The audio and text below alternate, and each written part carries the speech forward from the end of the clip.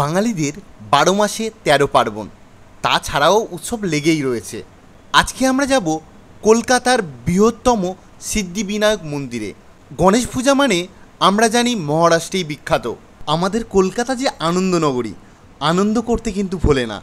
তাই আমরা চলে এলাম সিদ্ধিবিনায়ক মন্দিরে। তো চলো আজকের ব্লগটা শুরু করা যাক। আমরা চলে এলাম শিয়ালদা স্টেশনে, আর এবার আমরা যাব নর্থের দিক থেকে বার হয়ে সুরেন্দ্রনাথের সামনে যাব। আজ সকাল থেকে ক্রমাগত বৃষ্টি হয়ে যাচ্ছে, আর আমরা এখন আছি শিয়ালদা নর্থ সেকশনের বাইরে। আর দেখো এখানে গাছগুলো কত সবুজ হয়ে আছে। আমরা দুজন এখন সুরেন্দ্রনাথ কলেজের সামনে দিকে সোজা হেঁটে কলেজ স্ট্রিট যাচ্ছি। কলেজ স্ট্রিট থেকে সোজা যাব সেন্ট্রাল অ্যাভিনিউতে। তো চলো যাওয়া যাক। বাইরে বৃষ্টি হয়েছে কিন্তু এক ফোঁটাও মানে কি বলবো ঠান্ডা নেই। তো চলো এখন ফুটপাথ ধরে হাঁটছি। আমরা কলকাতার রাস্তায় এই জন্যে ঘুরতে ভালোবাসি আর এত হাঁটতে ভালোবাসি, কারণ প্রতিটা মোড়ই কিছু না কিছু খবর দিয়েই দেয়। আর এখন গণেশ চতুর্থী, দেখো এই অপূর্ব গণেশ মূর্তিটা। আমরা এবার সেন্ট্রাল অ্যাভিনিউ থেকে কিছুটা এগিয়ে আসতে আর একটা গণেশ মূর্তির দেখা পেলাম। আমরা এবার দুজন চলে এলাম সিদ্ধিবিনায়ক মন্দিরে, আর মৌলি এসে তো খুব আনন্দ পাচ্ছে, আমিও খুব আনন্দ পাচ্ছি। তো চলো এবার ভিতরে ঢোকা যাক। আনন্দ পাবো না বলো? আনন্দ পাওয়ার জন্যই তো ঘুরতে আসা, এতটা হেঁটে হেঁটে কষ্ট করে এলাম। তো চলো এবার ভিতরে ঢোকা যাক। কলকাতায় মুক্তারামবাবু স্ট্রিটে এই সিদ্ধিবিনায়ক মন্দিরটি তৈরি করেন ইমামি গ্রুপ। 1968 সালে শ্রী রাধেশ্যাম আগরওয়াল ও শ্রী রাধেশ্যাম গোয়েঙ্কা এই বিল্ডিংটি থেকে ইমামি গ্রুপের যাত্রা শুরু করেন। এই সিদ্ধিবিনায়ক মন্দির হয়ে ওঠার আগে এটি ছিল কলকাতার মল্লিক পরিবারের বাড়ি। এরপর এই জমিদার বাড়ির মূল কাঠামোটি একই রকম রেখে কিছুটা সংস্কার করে এই সিদ্ধিবিনায়ক মন্দির তৈরি হয়। 2020 সালের 28শে ফেব্রুয়ারি সকলের জন্য উন্মুক্ত করা হয়। এবার আমরা সিদ্ধিবিনায়কের দর্শন করার জন্য এই গলি দিয়ে প্রবেশ করলাম। আমরা এবার ভিতরে প্রবেশ করলাম। তারপর সিদ্ধিবিনায়ককে একবার পরিক্রমণ করে দেখতে পেলাম সিদ্ধিবিনায়কের মূর্তিটি।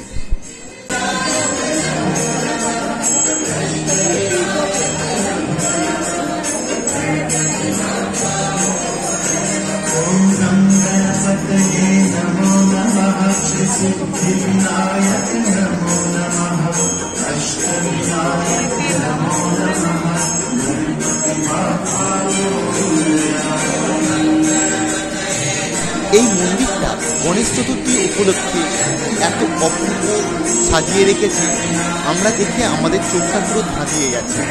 এত অপূর্বভাবে সাজানো গোছানো আছে। তোমরা যারা কলকাতায় থাকো আর কলকাতার এই মন্দিরটা ঘোরোনি, তারা খুব মিস করবে। আমার ভিডিওটা দেখে নাও, আর কটা থেকে কটা মন্দির খোলা থাকে আমি এই ভিডিওতে পুরো বলে দেব। আর কোথা থেকে গেলে সুবিধা হবে সব এই ভিডিওতেই আছে, তোমরা পুরো ভিডিওটা দেখো।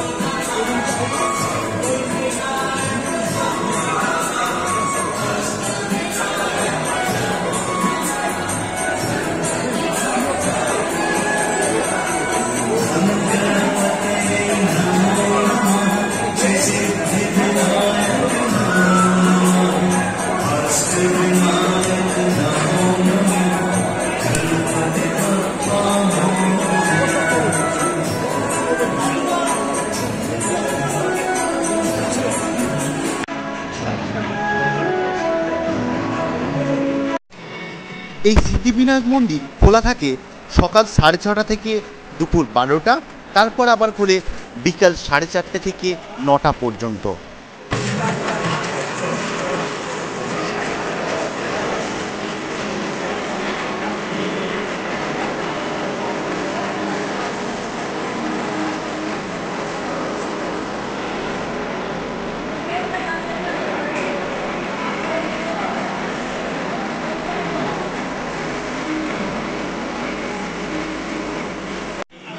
এর ভিতরে ঠিক গণেশ মূর্তির উল্টো দিকেই আছে হনুমানজির মূর্তি। তোমরা আসলে এই মূর্তিটাও দেখতে পাবে।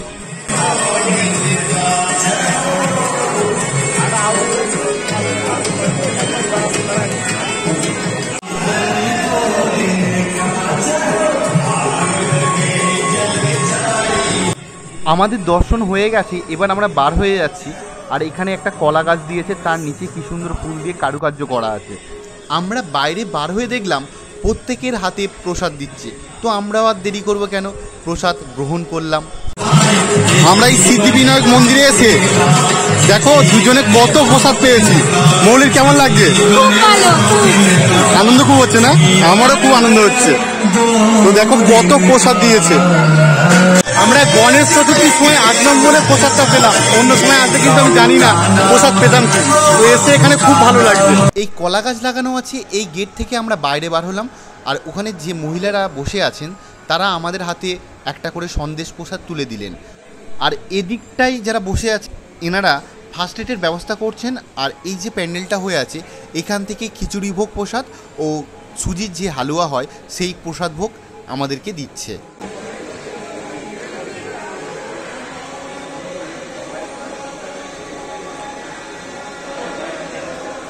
এবার চলো জেনে নেওয়া যাক তোমরা কিভাবে এখানে আসবে। এদিকে আছে এমজি রোড যে মেট্রো স্টেশন, সেই দিকটা মানে সেন্ট্রাল অ্যাভিনিউর দিকে। আর এই রাস্তায় যেতে হবে সিদ্ধিবিনায়ক মন্দির।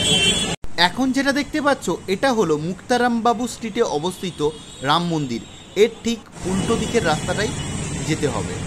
এখন যেটা দেখতে পাচ্ছ এটা হলো মার্বেল প্যালেস, রাজা রাজেন্দ্র মল্লিকের বাড়ি।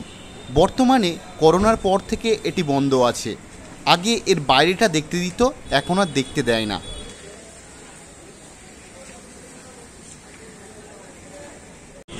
তো এই মার্বেল প্যালেস অথবা সিদ্ধিবিনায়ক মন্দির আসলে এই রাম মন্দিরে ঘুরে যাবে। আমি রাম মন্দিরের বাড়িটা দেখাচ্ছি। এবার রাম মন্দিরের ভিতরে ঢুকবো, রাস্তার ওপারে যেতে হবে।